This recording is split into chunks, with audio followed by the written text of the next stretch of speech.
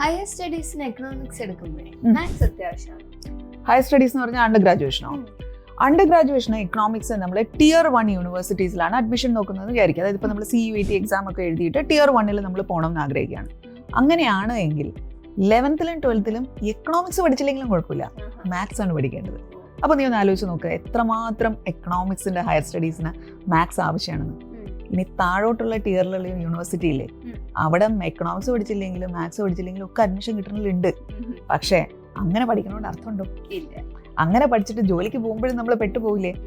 അപ്പോൾ എക്കണോമിക്സിൽ higher studies ചെയ്യണം എന്നൊരു കുട്ടി ആഗ്രഹിക്കുകയാണെങ്കിൽ നിർബന്ധമായും എൻ്റെ അഭിപ്രായത്തിൽ എക്കണോമിക്സും മാത്സും 11th ലും 12th ലും പഠിക്കുക.